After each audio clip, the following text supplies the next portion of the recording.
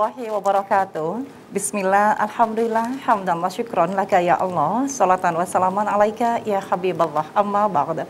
Pemirsa, jumpa lagi dengan saya Yulia Kamila dalam program kesayangan kita. Ada program Gemah Ramadan TVRI Jawa Timur. Dan di hari ke-27 pada bulan suci Ramadan pada sore hari ini, kita akan membahas sebuah tema yang luar biasa. Kita sebagai umat muslim harus mengetahui bagaimanakah cara menentukan awal bulan Komariah. Ini akan kita bahas melalui tema kita pada kesempatan kali ini, yakni hisab dan ru'yat. Tentunya dengan narasumber yang spesial pula. Segera saya sapa narasumber kita usai yang satu ini.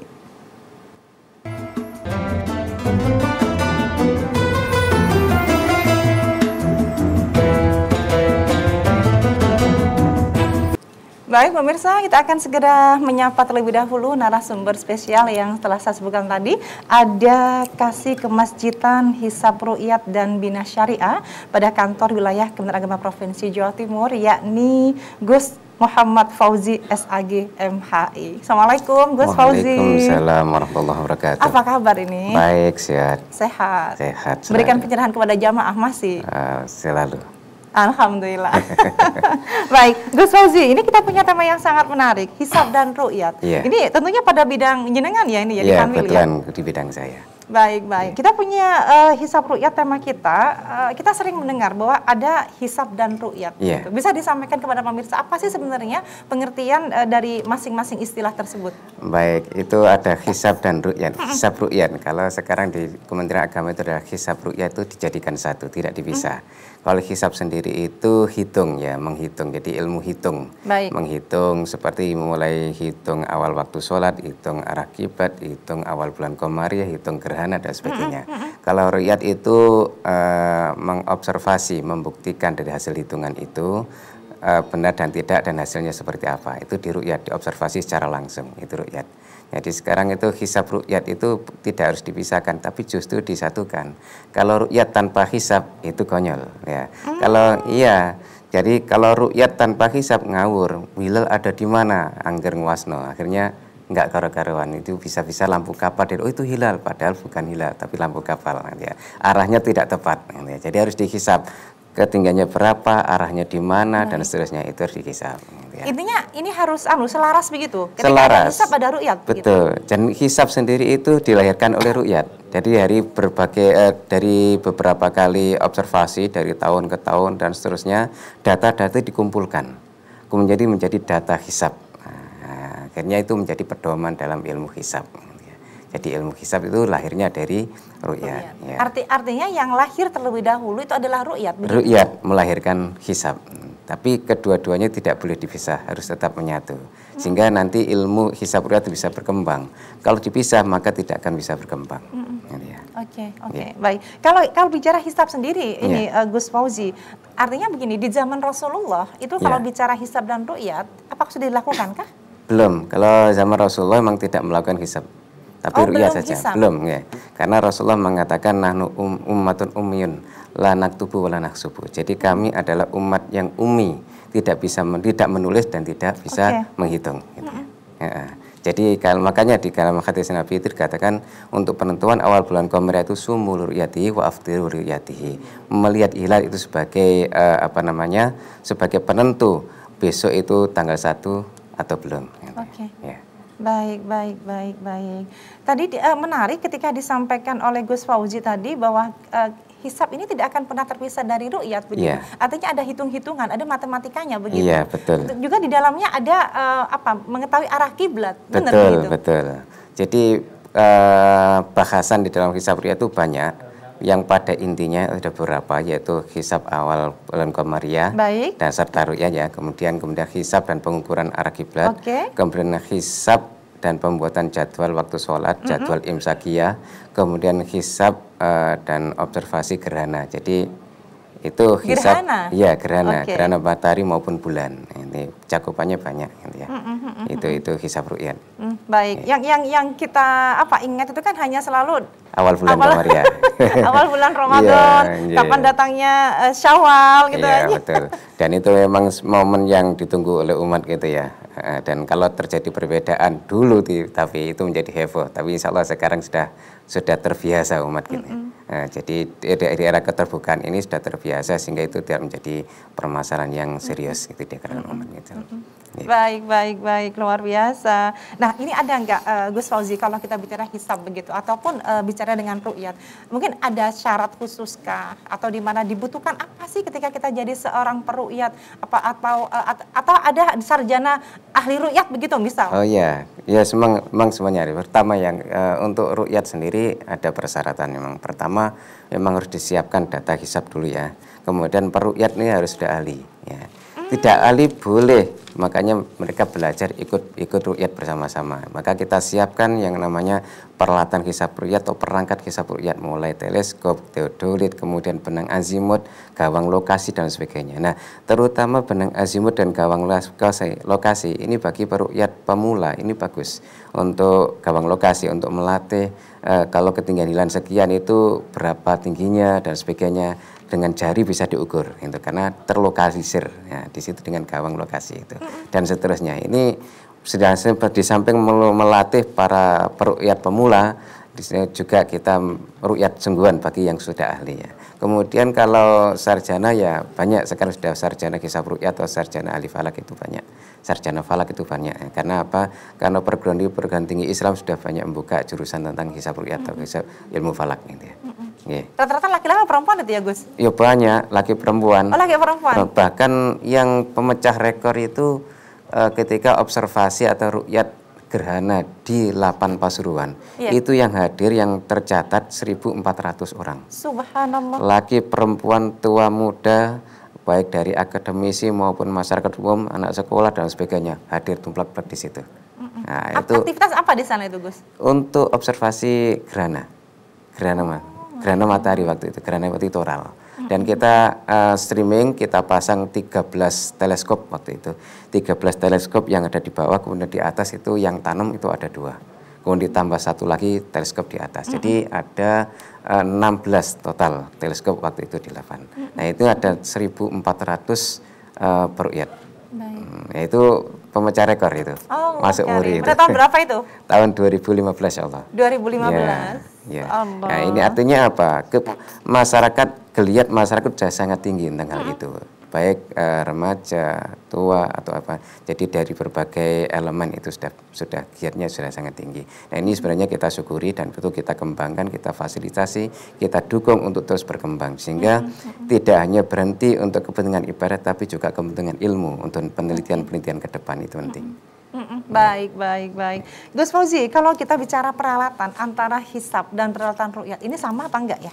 Ya, komponennya tentu berbeda. Kalau hisab itu untuk mempersiapkan, jadi pertama data-data yang kita persiapkan, kemudian alat hitung dan alat perangkat-perangkat lunak itu kita siapkan untuk menyiapkan data-data ru'yat.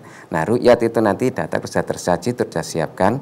Kemudian kita pakai peralatan-peralatan ru'yat seperti teleskop, teodolit, gawang lokasi, benang azimut dan sebagainya. Itu yang kita persiapkan untuk ru'yat. Jadi itu ru'yat hilal. Baik. Ketika di sana ada hasil penghitungan dari hisab begitu. Betul. Kemudian ada perbedaan dengan ru'yat. Apakah itu pernah terjadi? Kalau ru'yat tidak sesuai dengan hisab itu dipertanyakan. Maka kalau ternyata bedanya parah ya itu ditolak pasti. Karena apa? Tentu dengan hisab yang hakiki tahqiqi. Jadi yang sudah tahqiqi, yang sudah detail, yang sudah akurat. Nah, tentu data-datanya akurat, kemudian perhitungannya pakai perhitungan trigonometri dan hasilnya dengan koreksi-koreksi yang sangat ketat, nah itu hasilnya insya Allah akurat. Saya sendiri dulu biasa-biasa ilmu hisab ru'yat ya. Ketika saya observasi di Lamongan dengan tim, dengan PTA dan sebagainya membawa teropong Medan. Teropong Medan ini kita bisa melihat Mars ketika itu. Kita coba jam 4 kurang seperempat ini Mars ada di mana? Data kita masukkan, langsung kelihatan Mars. Kemudian kita lag ke bulan. Bulan waktu itu jam 4.25 itu ada di mana? Langsung ke arah bulan dan mengikuti pergerakan bulan sampai terbenam. Nah, ini akurasi hitungan luar biasa. kita buktikan dan empiris sehingga saya percaya dengan hitungan-hitungan yang betul-betul akurat seperti itu. Nah, kalau ru'yat didukung dengan data-data yang akurat seperti itu, ya insya Allah tepat gitu ya. Gitu. Artinya di sana harus saling ini ya Mas Gus, melengkapi. Iya, saling melengkapi dan tidak bisa dipisah. Ya. Dan kemudian ru'yat itu juga untuk menguji coba sejauh mana akurasi hitungan yang ada. Hisab itu sejauh mana. Contoh 2014 itu observasi gerhana di Banyuwangi. Ya. Di Banyuwangi itu disiapkan, kebetulan itu timnya Gus Mu'id ya, itu menyiapkan beberapa hisab, beberapa sistem atau metode hisab ya, mulai klasik, modern dan sebagainya. Nah, itu kita siapkan. Kita uji mana yang paling akurat. Kita siapkan teleskop juga. Nah, ternyata yang paling akurat waktu itu ya untuk gerhana itu Ad-Durrul Anik ya. Jadi hanya selisih 6 detik. Jadi tik sampai 6 baru masuk gerhana. Yang lain ada yang 25 detik, ada yang 30 detik dan sebagainya. Ini untuk menguji akurasi hisab. Nah, jadi ru'yat diperlukan untuk mengembangkan hisab tadi itu. Jadi untuk menguji akurasi dan mengembangkannya itu juga penting. Makanya tidak boleh dipisah hisab ru'yat itu. Ya. Itu karena di antara kita memang ada yang meyakini betul, yakin betul dengan hasil hisab begitu ya. Ya. Ya memang kalau hisab akurat yang hasilnya bagus dan itu bisa dipercaya. Ya, makanya dua-duanya di Kementerian Agama itu tetap apapun hasilnya hisab dilakukan dan ru'yat juga tetap dilakukan. Ya, jadi dua-duanya harus imbang dan untuk menguji. Apalagi kalau di hasil masalah yang terkini ya, selain penentuan bulan Komariah, yaitu penentuan waktu subuh dengan fajar shodiq ini yang berbagai macam. Nah, ini kan kita juga menyiapkan data-data, kita siapkan.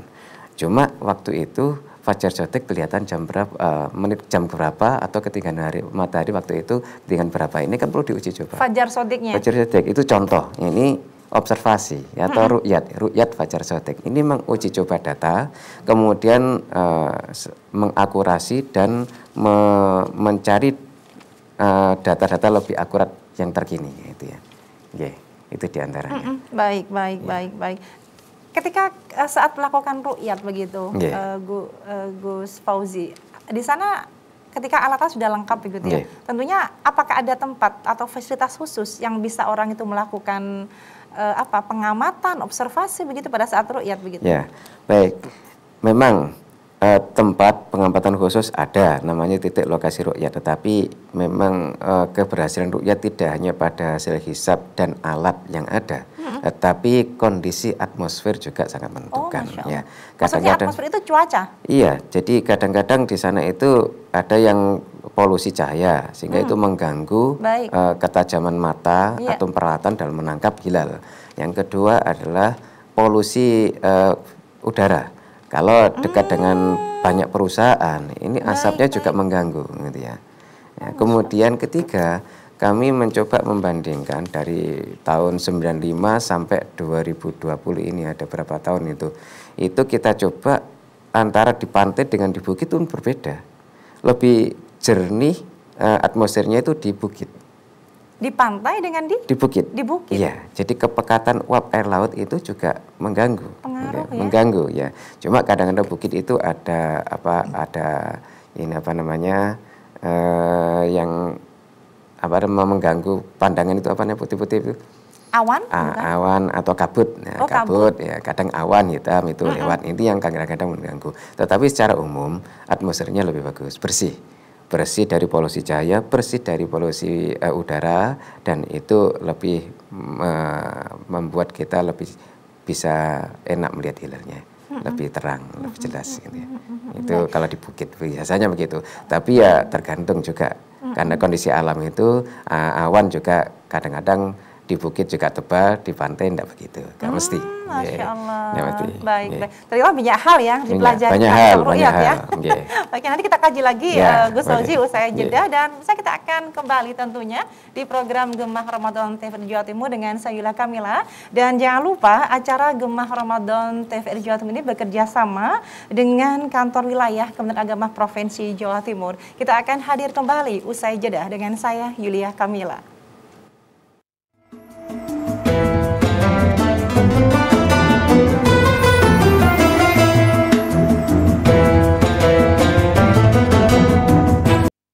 Terima kasih pemirsa, kembali Anda bersama kami di program Gemah Ramadan TVRI Jawa Timur. Dan Anda, kami tunggu segera untuk interaktif dengan kami, berkonsultasi langsung dengan ahlinya. Kita punya tema hisab dan ru'yat. Jangan lupa nomor Anda bisa hubungi ada di 0315678216 pemirsa. Tema kita adalah hisab dan ru'yat. Baik Gus Fauzi, tadi kita sempat berbincang masalah fajar sodik begitu ya. Betul. Memang ada istilah tersebut dalam istilahnya penentuan awal waktu atau apa begitu? Ya, fajar sodik itu untuk menentukan waktu subuh. Waktu subuh. Iya. Artinya apa di situ? Ada waktu-waktu khusus kan Ya, dalam artinya, penghitungan? Kalau muncul fajar sodik, fajar yang sebelah timur, kemudian tipis dan membentang dan kemudian tidak hilang lagi, itu yang fajar sodik. Ada fajar kadib. Fajar kadib itu munculnya sebentar. Ke atas, seperti kalau digambarkan dalam hadis itu seperti ekornya serigala, jadi naik ke atas. Kemudian hilang, nah kemudian baru muncul setelah itu fajar sodik. Fajar sodik. Artinya sodik dengan durasi yang lebih lama itu? Ya, kadang ya agak lama, ya nggak terlalu lama, ya sedang lah. Ya memang macam-macam kondisinya. Nah, fajar sodik itu kan orang melihat fajar sodik itu apakah langsung ketika itu muncul terlihat langsung apa tidak. Kadang-kadang memang banyak hal gitu ya. Pertama cuaca. Ya, itu yang jelas cuaca itu sangat berpengaruh gitu ya untuk bisa melihat fajar sodik langsung atau tidak. Gitu ya. Ya, itu. Ini ada kedekatan dengan imsakiyah berarti ketika bicara. Ya jelas, ya. Sholat subuh itu kan betul, ada imsakiyah. Betul, ini jadwal imsakiyah sangat terkait. Walaupun tidak imsakiyah, setiap hari juga ada waktu subuh. Nah betul. Dan itu juga pedomannya pada fajar sodik. Ya. Karena dalam Al-Quran dikatakan wa kulu washrabu hatta yatabayyana lakumul khaitul abyadu minal khaitil aswadi minal fajr summa atimmus siyama ilal lail. Jadi makanlah dan minumlah, ya boleh, itu namanya sahur, sampai terbitnya fajar sodik, yaitu hatta yatabayyana lakumul khaitul abyadu minal khaitil aswadi minal fajr, sehingga jelas benang putih setelah benang gelap atau hitam. Nah ini kan artinya itu tipis sekali perbedaannya. Fajar sodik muncul. Nah kalau sudah muncul fajar sodik, summa atimus siyama ilal lail. Kemudian sempurnakanlah puasamu sampai malam hari. Nah artinya apa? Fajar sodik itu merupakan batas akhir orang untuk boleh sahur, batas akhir, kemudian masuk waktu subuh. Nah, makanya waktu subuh dimulai ketika munculnya fajar sodik. Nah, ini itu masalahnya akhir-akhir ini memang muncul berbagai permasalahan ya. Itu sebenarnya dimulai tahun 2009 ketika majalah Kiblati dulu munculkan isu bahwasanya subuh di Indonesia terlalu pagi, 14 menit kalau nggak salah, 14 menit. Nah, kemudian ini kita mengadakan penelitian mulai tahun 2020 sampai 2010 sampai 2020. Kita mengadakan penelitian yang insya Allah tentang apa itu? Tentang fajar sodik. Tentang fajar sodik ya. Kita observasi fajar sodik. Sampai sekarang? Sampai sekarang. Okay. Enggak, untuk sekarang kan puasa. Nah, setelah hari raya nanti kita adakan lagi. Jadi itu tidak akan berhenti. Dan itu data-data sudah kita kumpulkan sejak 2010. Dan kita meyakini bahwasanya subuh di Indonesia yang sudah sesuai dengan jadwal itu tidak terlalu pagi. Ya. Bahkan data-data teman-teman yang lain lebih pagi hasil rekamannya itu dari itu. Ya. Ini min 20 itu sudah sedang. Karena kita temukan beberapa kali kita buktikan, kita ketika ru'yat dulu belum ada SGM. Nah, ada SGM alat perekam cahaya itu munculkan cahaya di ufuk simut ketika di kegelapan itu ya. Itu SGM itu mulai muncul katakan tahun 2015, kemudian booming, Lapan sendiri Pasuruan mulai beli tahun 2016 ya. Sebelumnya belum ada. Nah, itu dulu dengan data-data manual, dengan waktu, jadwal kita siapkan. Jam sekian ketinggian matahari berapa. Nah itu sehingga kita meru'yat fajar sodik dengan patokan itu. Dan alhamdulillah dari penelitian itu menunjukkan bahwasanya tidak terlalu pagi. Alhamdulillah. Kita mau telepon dulu Gus Fauzi. Baik, Assalamualaikum. Silakan, dengan siapa di mana? Waalaikumsalam. Alhamdulillahirobbilalamin. Dari Lamongan ini. Ibu Saro di Parkiran Lamongan. Alhamdulillah. Silakan Ibu, monggo. Iya. Akan dia tanyakan Ya, monggo. pertanyaan ulang kemarin Pak Ustaz. Nggih. Tentang apa Ibu nggih? Mohon maaf. Pak Ustaz. Nggih, monggo.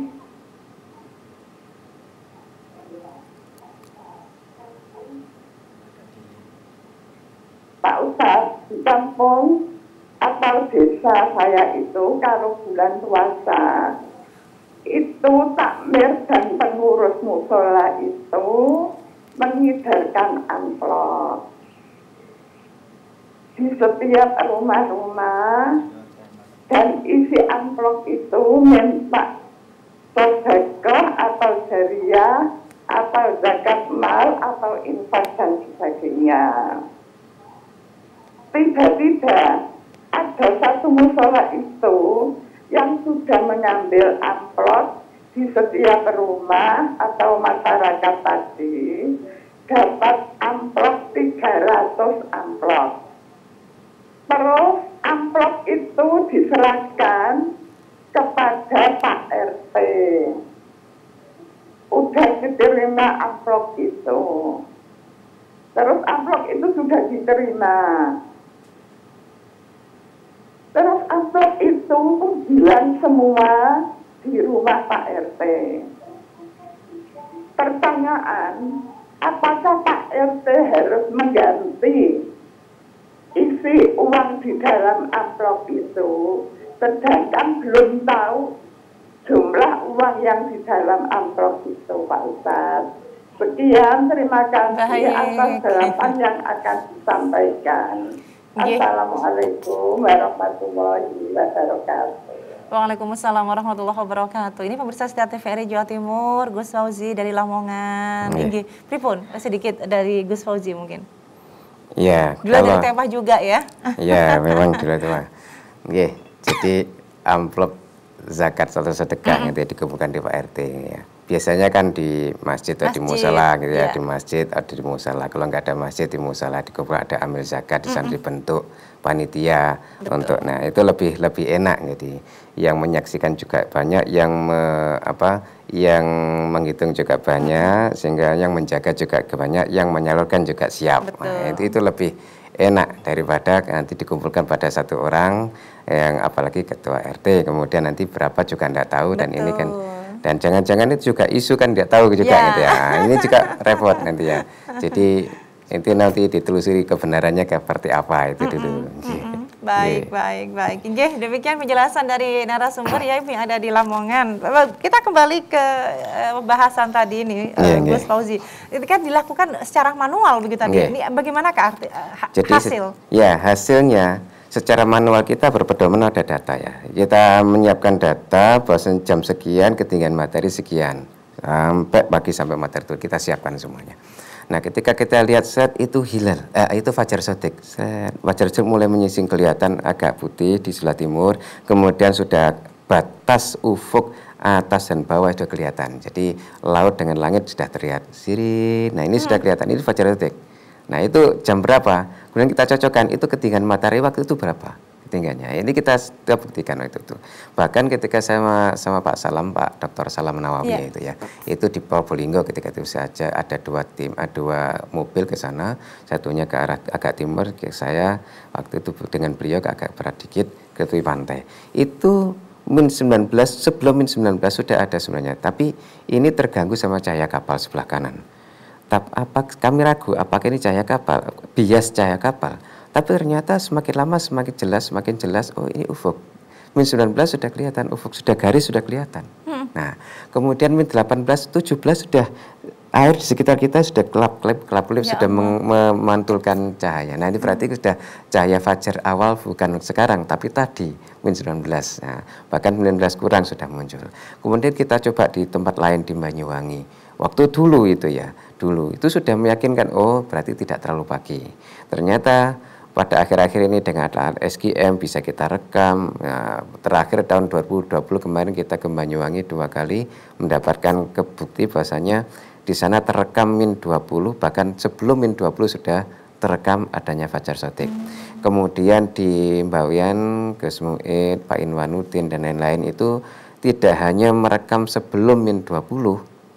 Jadi subuh kita dur itu sebelumnya sudah ada fajar sodik sebelum itu. Ini kedimauan hasil rekamannya itu. Kemudian bahkan menyaksikan fajar katib.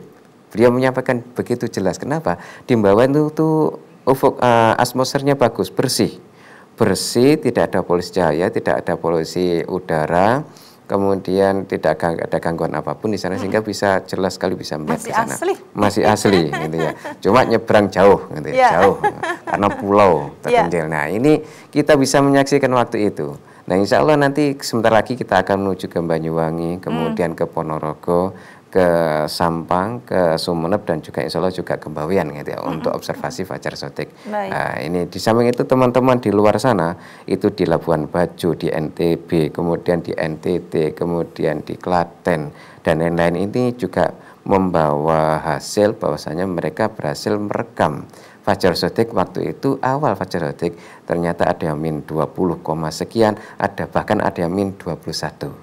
Ya, jadi kalau mengatakan subuh kita terlalu pagi, tidak. Bahkan sebelum itu sudah ada yang membawa bukti sudah subuh. Terjadi beberapa detik atau 1 menit 2 menit baru kita subuh adzan. Nah, jadi tidak terlalu pagi sebenarnya. Jadi ini perlu saya sampaikan, kenapa? Supaya masyarakat menjadi tenang. Karena adanya isu begini. Karena apa? Tetangga saya sendiri itu masjidnya dulu saya amati tahun lalu karena adanya hasil penelitian yang katanya 24 menit terlalu pagi. Akhirnya 24 menit atau 20 menit setelah adzan kita, mereka adzan. Nah, ini repotnya orang-orang yang makan ketika adzan, yang lain itu belum subuh. Ini siapa yang bertanggung jawab ini? Ini berbahaya. Nah, kalau Kementerian Agama gini. Kemudian tahun ini alhamdulillah sudah berubah, tapi 8 menit. Oke lah. Masih proses, tidak menyalahkan siapa-siapa. Mari kita belajar bersama-sama untuk mencari kebenaran hakiki dari ketentuan agama, biar tidak salah. Tidak ada yang salah, tidak ada yang tidak menyalahkan siapapun. Semua itu adalah bagian dari proses untuk mencari kebenaran atau mencari kebenaran. Nah, kalau Kementerian Agama takarannya atau ukuran cuma 2 sebenarnya, kebenaran syar'i dan kebenaran ilmi. Konsep secara syar'i, karena ini agama, itu jelas. Betul. Ya. Kemudian kebenaran ilmi diantaranya itu terbukti, hasilnya terbukti, ada bukti-bukti yang bisa diajukan. Jadi hadir hisab dan bukti itu ada, sehingga itu nanti sebagai kebenaran ilmiahnya. Baik. Memang ada informasi yang ini ya, Mas Gus Fauzi, artinya yang apa, bikin masyarakat resah atau gimana gitu? Ya, mungkin Ibu siang siur. Nanti kalau ketemu data yang lain mungkin bisa diperbaiki lah. Atau mereka punya dasar ketika memberikan argumentasi tersebut?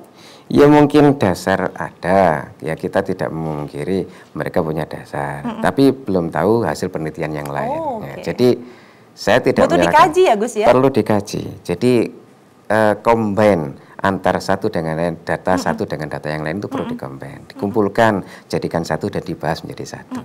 Ini penting. Nah, artinya saya juga tidak menyalahkan siapa-siapa. Mereka mengatakan begitu juga benar. Artinya benar waktu itu karena mereka punya data. Ya. Tapi yang lain juga punya data. Nah, data dari data mereka dan data yang lain itu dikumpulkan, jadikan satu, dikaji bersama. Baik. Ini akan memberikan solusi yang baik, sehingga kita yang penting pertama tidak perlu saling menyalahkan. Ya, tidak perlu saling menyerang, tidak perlu. Ya. Tidak perlu menyerang, tidak perlu saling menyalahkan. Dan yang penting kumpul guyup sementara dengan argumen masing-masing. Nanti ke depan setelah hari raya, ayo kita kumpul jakan satu data-data yang ada dan kita kaji bersama. Supaya apa? Ke depan kita bisa memberikan jadwal yang jelas, benar, akurat, masyarakat juga tidak bingung. Nah, ini penting sehingga ibadah menjadi lebih sempurna. Duduk satu meja sambil ngopi. Iya, betul. Baik, kita jeda sejenak ya, Gus Fauzi dan pemirsa. Subhanallah, ini banyak ilmu yang kita peroleh dari tema kita hisab dan ru'yat tentunya, bahwa bagaimanakah kita melihat penentuan awal bulan Komariah, kemudian apakah kita bisa mengetahui di manakah letak arah kiblat yang pas dari masing-masing tempat ibadah, begitu terutama masjid dan juga musola. Dan ini akan kita bahas lebih lanjut pemirsa, tema kita hisab ru'yat pada sore hari ini. Dan kita akan kembali usai jeda dengan saya Yulia Kamila. Tentunya jangan lupa program Gemah Ramadan TU Jawa Timur ini bekerja sama dengan kantor wilayah Kementerian Agama Provinsi Jawa Timur. Kita akan hadir usai jeda.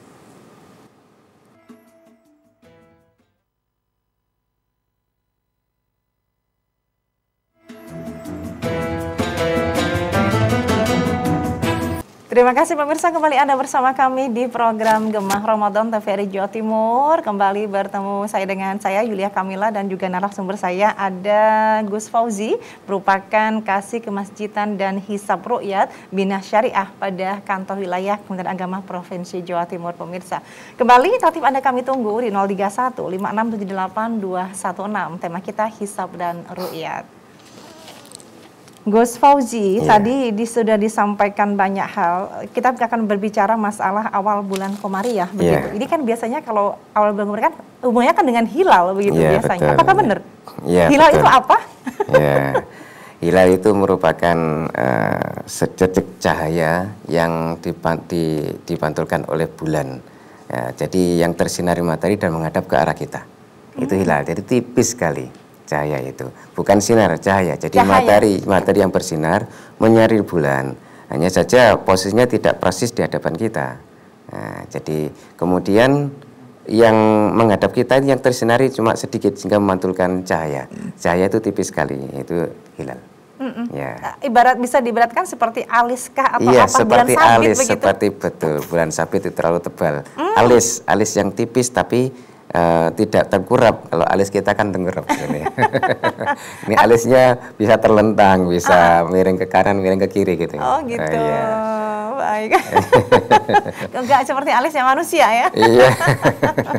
Baik. Gus Fauzi, kalau kita bicara hilal, ketinggian hilal saat ini berapa? Ya. Saat ini belum ada hilal. Jadi besok juga masih minus. Ya, minus itu artinya hilal itu bulan terbenam lebih dulu daripada matahari. Baik. Nah, itu sehingga tidak ada hilal ya. Baru tanggal 12 itu ada hilal.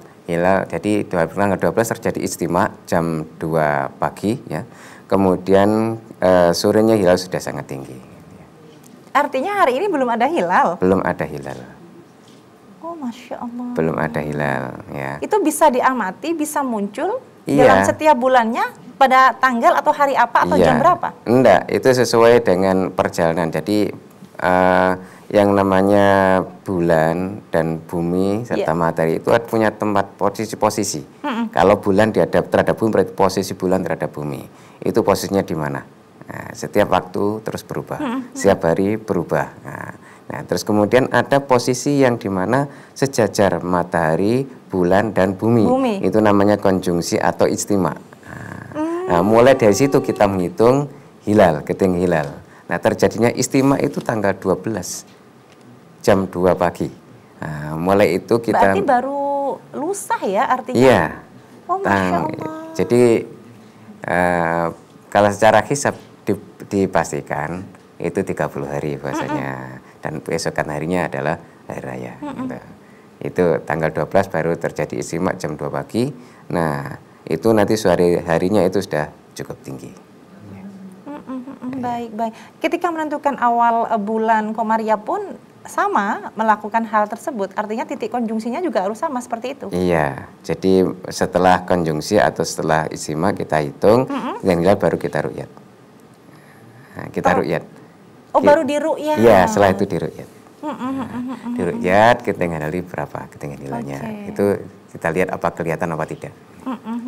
Termasuk di sana awal waktu sholat ya Gus Fauzi. Ketika masuk sholat duhur jam sekian itu kemudian asar begitu. Apakah sama penghitungannya? Beda. Ada datanya sendiri, perhitungan juga berbeda. Ya, jadi tidak sama dengan hilal. Ya, kalau dulu zaman Rasul itu kan kalau memberikan gambaran bahwasanya kalau suatu tongkat kita atau kita berdiri tegak lurus gitu, kemudian matahari tidak berlewat, tidak ada bayangan, berarti sudah waktu sebelum dulu hampir zuhur, artinya waktu haram untuk sholat. Ketika lewat sedikit itu sudah waktu zuhur. Oh, Masya Allah. Cuma sekarang nggak bisa perhitungan seperti itu. Kenapa? Matahari kadang di utara, kadang di selatan, ya kan? Kadang-kadang terbitnya lewat atas kepala kita, kadang di selatan kita, kadang di utara kita. Maka harus dihitung mudahnya, gitu ya. Kalau seperti itu, walaupun belum zuhur, ya, atau pas jam 12 atau jam 12 matahari di atas kepala kita persis, tetap ada bayang ketika matahari ada di utara kita atau di selatan kita. Ada bayangan, walaupun persis arah atas kepala kita. Nah, makanya harus ada jadwal biar mudah. Ya. Kalau dulu masih belum berkembang ilmu hisab, masih pengamatan. Pengamatan saja. Oh, ya, jam sekian ini sudah belum mau diamati. Oh, sudah lewat, berarti sudah tidur. Terkadang ada tugu kecil gitu ya, Gus ya? Ada tugu kecil di depan masjid atau di samping gitu? Bencet namanya. Ya, bencet dulu itu. Gitu ya? Iya, dulu itu ada. Bahkan ada yang model melengkung itu, ada garis-garis lintang, garis bintang dan sebagainya, itu bagus, itu buatan ya Ma'ruf itu. Itu ada tempat saya dulu, sekarang udah nggak ada. Sudah jarang sekarang. Sudah digantikan dengan jam digital sekarang. Betul. Sudah berubah zamannya. Baik. Oke. Hilal, ada kemungkinan ini tadi keterangan dari Gus Fauzi bahwa hilal itu baru bisa diamati besok tanggal 12 begitu ya. Nah, artinya ini apakah bisa diambil satu kesimpulan bahwa awal Syawal itu jatuh pada tanggal 13 begitu. Insya Allah demikian. Secara hisab ya. Secara hisab. Tapi kita tetap menunggu hasil sidang isbat Kementerian Agama di Jakarta. Ya, nah, secara hisab seperti itu sudah bisa diperhitungkan. Tanggal 13 ada tanggal 1 Syawal. Gitu ya. Itu biasanya berapa, Gus Fauzi? Artinya -2, -4 atau berapa itu untuk menentukan itu? Itu kalau itu enggak tergantung itu. Kalau penentuan awal bulan itu paling tidak tergantung pada kriteria. Ada pakai wujudul hilal, ada imkanur ru'yah, ada ru'yatul hilal bil fi'li. Itu yang berkembang di Indonesia ya. Yang lain-lain sudah tidak berkembang. Ada pertimbangan matlak itu sudah tidak berkembang di Indonesia. Tapi ada aliran-aliran tertentu, kelompok tertentu yang pakai matlak gitu. Tapi sudah hampir punah gitu ya. Yang kuat ya 3 itu gitu ya. 3 itu. Jadi yang lain teman-teman bilang aliran sempalan gitu ya. Enggak tahu lah. Ya, Sempalane sopo. Iya itu. Jadi ada wujudul hilal, imkanur ru'yah, ru'yatul hilal bil fi'li. Maksud dari wujudul hilal itu apa ini Gus Fauzi? Kalau wujudul hilal itu menurut hisab, hilal itu sudah wujud dalam hitungan ya. Wujud dalam hitungan apakah 0 derajat 1 menit. Nah, itu sudah dianggap wujud. Nah, wujud ya. Walaupun itu wujudnya di barat, di timur masih minus semua, sudah dikatakan wujud karena kepalanya ada di barat. Ini menurut wujudul hilal, teman-teman wujudul hilal yang berpedoman itu. Kalau imkan ru'yah itu ketinggian tertentu, ketinggian minimal yang pernah teramati. Dan itu menjadi batas imkan ru'yah. Kalau sudah ketinggian itu, di atas itu apalagi, walaupun ru'yah tidak berhasil, ya besok sudah tanggal 1. Katakanlah sudah 3 derajat ya, ketinggiannya. Kemudian besok ternyata tidak teramati. Nah, pakai imkan ru'yah, besok sudah tanggal 1. Ya. Kemudian kalau ru'yatul hilal bil fi'li, itu harus terlihat betul. Se-Indonesia tidak terlihat, katakan sudah 3 derajat ya, atau 3,5 derajat atau 4 derajat tidak terlihat se-Indonesia, maka digenapkan 30 hari. Nah, ini yang ru'yatul hilal bil fi'li ansih ya. Baik. Menarik tadi ketika Gus Fauzi bilang ada apa dengan mata telanjang tadi ya, ketika menjadi seorang peru'yah. Memang itu pernah dilakukan kah? Iya, selalu ada. Jadi selain pakai peralatan, juga mata telanjang. Hanya saja harus ada panduan. Seperti kemarin saya ketika di Probolinggo, itu setelah memberikan sambutan kan waktunya mepet, kemudian masuk sudah waktu observasi. Nah, di atas awan hitam itu seperti hilal, tapi posisi saya tidak pada peralatan atau pada azimut hilal yang disiapkan, sehingga saya pun tidak berani bersumpah, saya bergeser. Nah, karena banyak orang, tidak sempat. Nah, ini tidak bisa dijadikan patokan. Jadi makanya dengan mata telanjang tapi harus ada dipandu. Pertama pakai gawang lokasi. Kita melihat di dalam lokasi, di gawang lokasi itu, hilal tidak akan keluar dari situ. Mulai atas sampai turun ke bawah. Di dalam gawang lokasi itu. Nah, ini sehingga kita pakai mata telanjang pun dengan panduan itu. Kedua, kalau sudah agak mahir sedikit, itu pakai benang azimut. Benang azimut dibentangkan itu ke arah hilal. Nah, ke arah hilal, cuma kita mencari posisi ke atasnya itu berapa. Nah, ketinggiannya seberapa driji. Nah, itu harus kita lihat. Ini yang agak sedikit mahir, tapi dengan mata kepala. Ya. Dan kemudian yang ketiga dengan teknologi. Belum tentu teknologi itu atau itu bisa langsung merekam atau melihat, belum tentu. Ya, nanti dilihat pemasangannya sudah persis atau belum. Ya. Karena kami 2 kali pernah waktu itu dengan teleskop ketika itu masangnya kurang pas, sehingga teman-teman di Gresik itu hilal, mana hilal, tapi teknologi tidak melihat karena masanya kurang pas. Jadi semua harus dikombin, dua-duanya harus hadir. Baik, menarik sekali. Gus Fauzi, ini bisa disampaikan di akhir segmen ini kesimpulan dari tema kita hisab dan ru'yat kepada pemirsa TVRI Jawa Timur. Paling tidak ada dua hal ya. Yang pertama tentang penentuan awal bulan Komariah. Kita harus menjaga kebersamaan, kerukunan, ketentraman antar umat Islam ketika masuk Idul Fitri. Apalah artinya gontok-gontokan. Jadi tunggu hasil pengumuman sidang isbat Kementerian Agama. Itu nanti kalau toh terpaksa harus berbeda, maka sikapi dengan bijak.